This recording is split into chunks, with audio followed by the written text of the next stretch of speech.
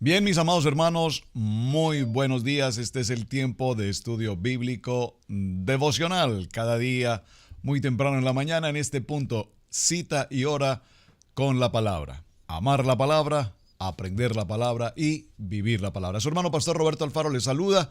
Estamos originando desde la ciudad de Cherryville, en Carolina del Norte, en los Estados Unidos, a través de radiogenesis.tv y para nuestros amigos y hermanos allí en Suecia, Estocolmo, a través de Vivo para Cristo. Buenas tardes, bendiciones para todos. Bien, ya en nuestro cierre de semana, en esta jornada, tratando esta apasionante historia en la vida de José, vamos a tener que avanzar un poco hoy, un poco más rápido de lo de costumbre, para que cerremos el capítulo 42, 43, 44 y 45. ¡Wow! Espero que usted haya podido ya, con detenimiento en casa, esa era nuestra tarea, leer cada uno de estos capítulos en detalle para que lleguemos y tomemos conclusiones de toda esta jornada en la vida de José, sus hermanos y por supuesto de Jacob, que es nuestro centro. Quiero que me acompañe por un momento al libro de Primera de Timoteo, en el capítulo 2 y en el verso 5.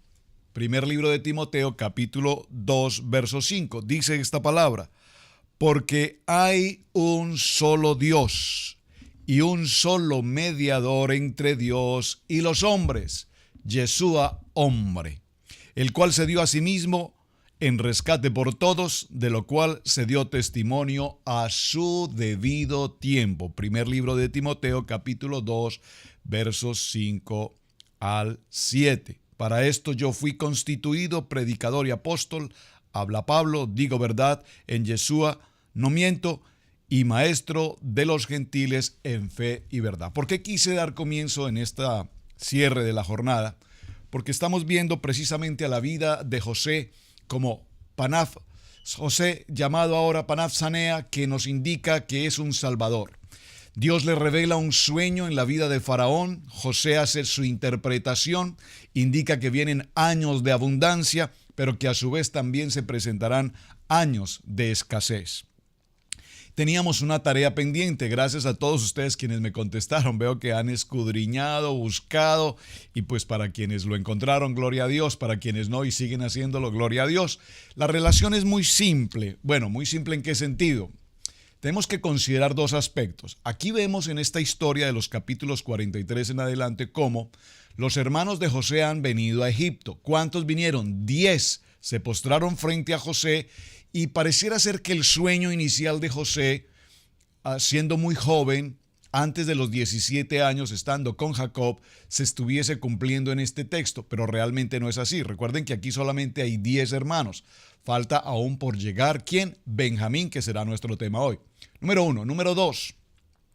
Recordemos que es muy importante establecer cuándo Jacob salió de la casa de su padre Isaac, huyó, se fue en dirección a la casa de su tío Labán. Allí, después de estar en la casa de su tío Labán, se casa con Lea, se casa con Rebeca, tiene a sus dos otras mujeres, a Lía, Bilpa, tiene sus 12 hijos, etc. Todo este recorrido han transcurrido 20 años. Posteriormente, cuando regresa, se cruza con Saúl, se encuentra con Saúl, se piden perdón y posteriormente se establece en Siquem. Viene la historia de Siquem de la violación de su hija Dina. En todo este proceso transcurren 2 años más y en esta historia, finalmente, después de estos 22 años, Jacob se encuentra finalmente con su padre Isaac. 22 años. Ahora, en la historia que estamos llevando con José, estamos más o menos días, no quiero ser puntual, 22, entre 21 a 22 años, pero ahora nos damos cuenta que José, una vez sale de la casa de su padre, vendido como esclavo, va hacia Egipto, a la casa de Potifar. En la casa de Potifar permanece varios años, 12 años particularmente en cárcel. Posteriormente viene a la casa de Faraón, interpreta el sueño, es nombrado gobernador. Vienen 7 años de abundancia y sus hermanos aparecen al segundo año en el tiempo de la escasez. Tiempo transcurrido aproximadamente entre 21 y 22 años. ¿Qué significa esto? Que el mismo tiempo que tardó Jacob en reunirse con su padre Isaac será ahora el mismo tiempo que toma José para reunirse con su padre Jacob. Qué interesante, esa era la observación, ese asunto de tomar el texto bíblico, sumar, salió a los 17 años, estuvo aproximadamente 12 años en prisión. ¿Cuánto suma esto? Más los años de abundancia, más los 2 años en los que aparecieron su hermano, y aproximadamente nos dan entre 21 y 22 años. Ahora viene a aparecer Jacob en la historia, visita a Egipto, se encuentra con José y tipológicamente encontramos un tiempo muy similar entre uno y otro. Bueno, muy bien. Verso capítulo 43 entonces nos narra ahora la historia. Ya sabemos que en la primera parte ellos regresaron a casa, los hijos, los 10 hombres regresan a Abraham, le cuentan todo cuanto ha pasado, le dicen que su hermano Simeón ha quedado en condición de preso, en garantía de que ellos regresarán llevando ¿a quién? Ahora llevarán a su hermano Benjamín. En principio Jacob se incomoda, no está de acuerdo con esta decisión. Rubén se ofrece y dice: si no regreso con mi hermano Benjamín, padre, tú puedes ahora incluso tomar a mis hijos, matar a mis hijos. Bueno, ¿qué significa esto de matar a mis hijos? ¿Cómo es esto? ¿Cómo es que Rubén ahora se atreve a ofrecer a su padre que tome a sus hijos y los mate? O sea, va a matar a sus nietos. No tiene sentido la propuesta. Finalmente Jacob, y aquí es importante que resaltemos la tarea de Jacob, que es el número 4 en la lista. Recuerden, está Rubén, Simeón, Leví y Judá, Y Judá toma una decisión, y es que ahora él es líder, ahora él toma decisiones. Judá tiene también una historia interesante, nos narra el texto que desde muy joven se desprendió de su familia.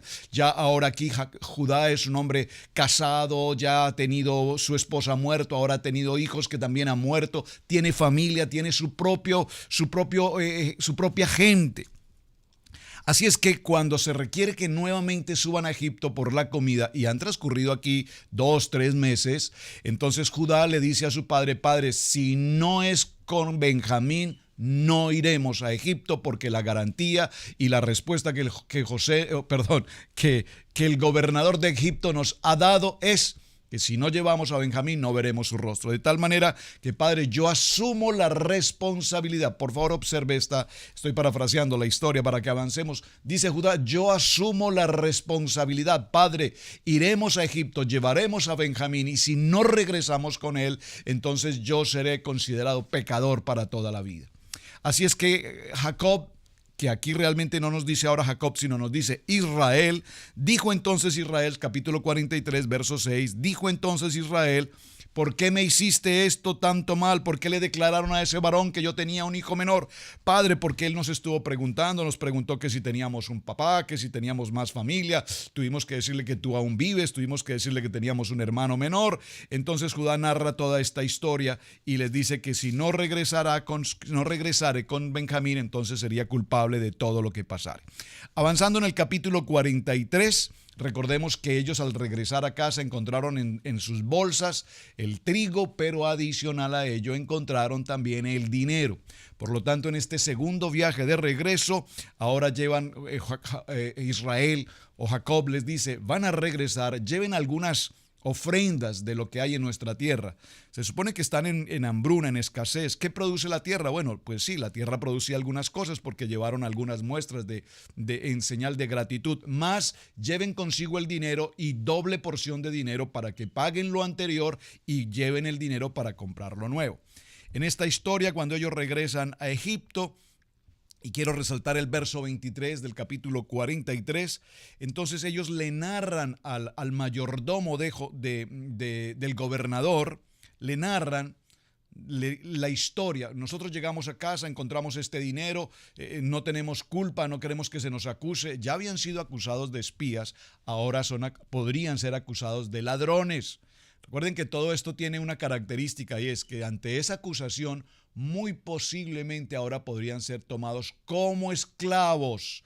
Y esa actitud esclavos, o esa expresión esclavos aquí, tiene que ser la manera como ellos recuerden a todo momento que a su hermano José ellos le vendieron como esclavos. Es decir, que el destino, comillas, les está recordando lo que hicieron con su hermano.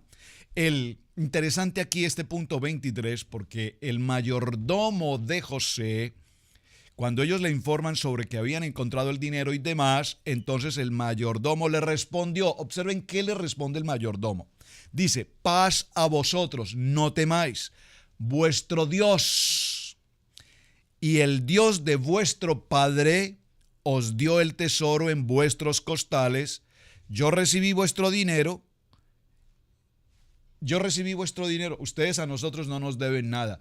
Dios, su Dios. Y aquí vemos cómo el mayordomo en su corazón ya es un hombre, el mayordomo del gobernador, ahora tiene en su corazón también a Dios. Conoce a Dios y le dice, el Dios de vuestro padre, tu Dios, Él os dio ese tesoro. Continuamos en esta historia. Verso 26, vino José a casa y ellos trajeron el presente que tenían en su mano dentro de la casa y se inclinaron a tierra delante del gobernador. Observe el capítulo 43, verso 26, por favor, subráyelo en su Biblia porque aquí en este verso particularmente sí se cumple el sueño que de muy niño había tenido José. ¿Cuál es? Lo vamos a leer nuevamente. Y vino José a casa. Y ellos, sus hermanos, ¿cuántos hermanos? 11, porque aquí ya está Benjamín, incluyendo a Benjamín, trajeron el presente que tenían en su mano dentro de la casa y se inclinaron ante él en tierra. Entonces les preguntó José, ¿cómo estaban? Y dijo, vuestro padre, el anciano que dijisteis, ¿la pasa bien? ¿Vive todavía? Observen que la preocupación número uno del gobernador, vamos a llamarlo así para no mencionar a José, del gobernador es preguntar si su padre, ¿qué tenía que ver? ¿Qué tenían ellos que entender? Que a todo momento el gobernador preguntara, primero inicialmente por su hermano menor, ahora en segunda instancia pregunta por su padre. ¿Su padre está vivo? ¿Cómo está su padre? ¿La pasa bien? Cuéntenme de su padre, ¿qué está pasando con él? Y aquí en esta porción del verso 26, entonces encontramos, mis amados hermanos, que se cumple evidentemente el sueño de José. ¿Cuál fue el primer sueño? El primer sueño en el que aquellos manojos de trigo se doblan, mientras que su manojo de trigo se mantiene erguido. Observen que aquí hay una apreciación muy importante. Inicialmente, cuando José les transmitió ese sueño, lo que ellos consideraron era en aquel entonces que José quería tomar la calidad de ser el líder, quería tomar la calidad y la posición del primogénito. Por lo tanto, esto despertó en sus hermanos. ¿Qué despertó? Pues despertó mucha envidia, despertó aborrecimiento, celo, al punto, dice el texto, que conspiraron para querer matarle. Qué interesante, pero ahora en este texto del Génesis capítulo 43, en Bereshit 43 nos encontramos con una versión muy interesante. ¿Cuál es? Ahora se cumple el sueño.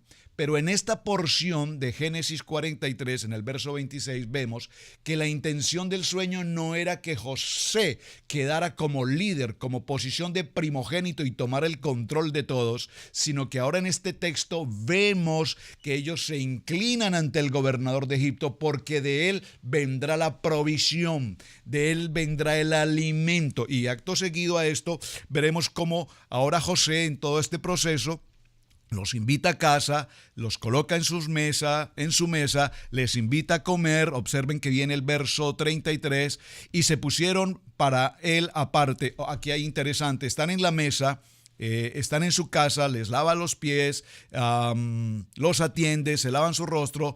Verso 32, y se pusieron para él aparte y separadamente para ellos, y aparte los egipcios que con él comían, porque los egipcios no podían comer carne específicamente con los hebreos, lo cual es abominación de los egipcios. Observen que aquí hay algo muy interesante en este texto.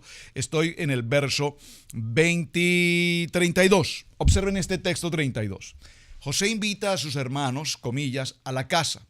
Los coloca en orden absolutamente definido de nacimiento, en una mesa principal. José se ubica en otra mesa y en una tercera mesa están los egipcios, quienes son sus asistentes, la gente que conoce de José.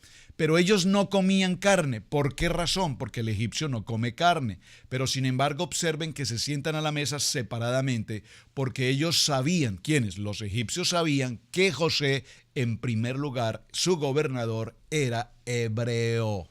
Esto es muy importante y quiero que usted, por favor, lo resalte. Observen entonces cómo compartes los alimentos con los hermanos, da gloria a Dios, y finalmente en el verso 34 dice, y tomó viandas delante de sí para ellos, mas a Benjamín le dio una porción 5 veces mayor que cualquiera de ellos, y se alegraron con él. Aquí se sucede algo muy interesante.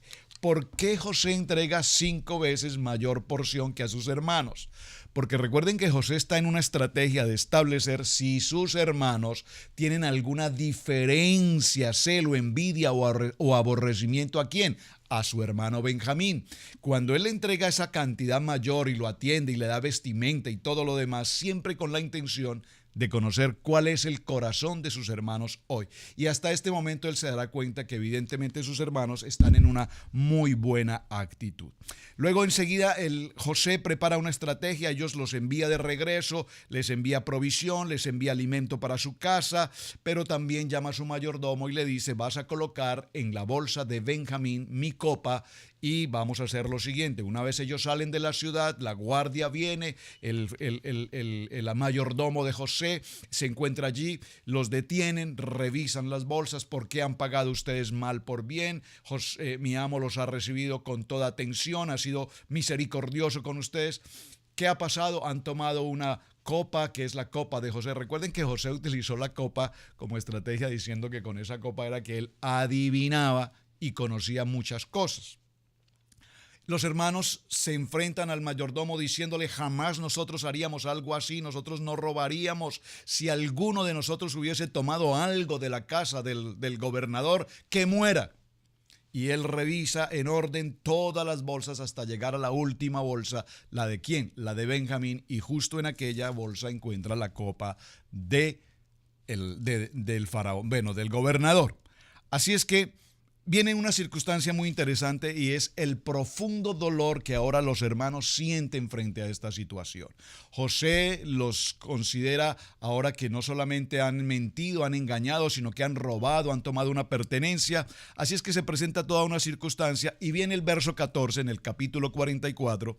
Vino Judá con sus hermanos a casa de José, que aún estaba allí, y se postraron delante en tierra. Ya es como la segunda o tercera vez que esto sucede.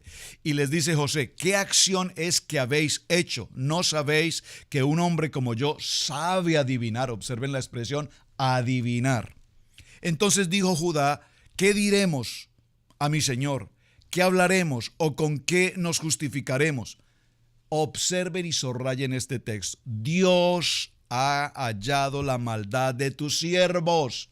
¿Cuál ha sido la maldad de estos siervos? La maldad que ocasionaron muchos años anteriores en la vida de su hermano José. He aquí nosotros, como siervos de mi Señor, nosotros, y también en cuyo poder fue hallada la copa. Y empieza una historia muy interesante en la medida que Judá, tomando el liderazgo, se ofrece como siervo, como esclavo. Tómame a mí, pero deja ir a mi hermano Benjamín. Mi padre no podría resistir ya. Su hijo de una misma madre, de Raquel, murió. Ahora no podría, mi padre no podría soportar la misma situación con su segundo hijo. Benjamín, por favor, tómame a mí, deja ir a mis hermanos. Y en toda esta historia, repito, parafrasear un poco esta historia, nos damos cuenta que evidentemente ahora José puede ver cómo en sus hermanos hay un corazón verdaderamente de arrepentimiento.